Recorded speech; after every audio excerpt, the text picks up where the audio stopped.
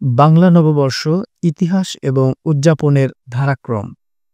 বাংলাদেশের সব মানুষ মন প্রাণ উজাড় করে যে উৎসবটা উদযাপন করে সেটা হলো বাংলা নববর্ষ। এই উৎসবে জড়িয়ে থাকে খাবার দাবার, গান বাজনা, নানা কিছু।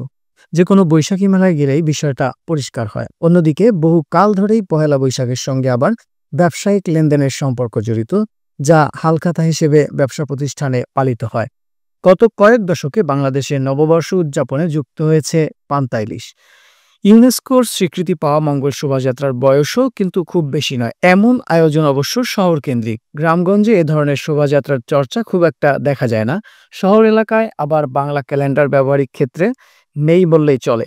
বাংলা সনের কোন দিন কোন তারিখ তা কেউ কিন্তু সহজে বলতে পারে না, যেটা ইংরেজি দিন তারিখের ক্ষেত্রে কারোরই ভুল হয় না। তার মানে আমরা বৈশাখ বরণ যত বেশি করছি সেই তুলনায় বাংলা মাসের হিসাব রাখি না। আমাদের অঞ্চলে বহু কাল ধরে বৈশাখী মেলা হয়ে থাকে, কিন্তু আগেকার সময় কিন্তু চৈত্র সংক্রান্তি বা চৈত্র মাসের শেষ দিনেও বেশ কিছু আয়োজন থাকতো।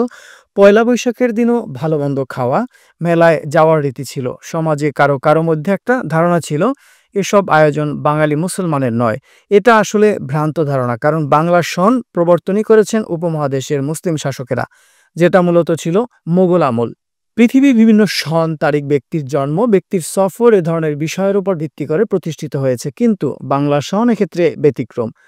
বঙ্গাব্দ বা বাংলা সন এই বর্ষপুঞ্জির নামকরণ একটি জাতিগোষ্ঠী বা অঞ্চলের নামের উপর হয়েছে। এ অঞ্চলের নিজস্ব সন তারিখের উদ্ভব কিভাবে হলো এ নিয়ে বেশ কিছু মত রয়েছে, তবে ঐতিহাসিক গবেষণায় বেশিরভাগ মত টিকে না।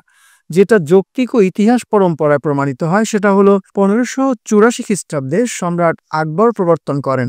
এ বিষয়ে বাংলাপিডিয়ার বিবরণ হচ্ছে, এই নতুন বর্ষপঞ্জি প্রথমে তারিখে ইলাহি নামে পরিচিত ছিল। 1584 খ্রিস্টাব্দের 10 বা 11 মার্চ এটি বঙ্গাব্দ নামে প্রচলিত হয়।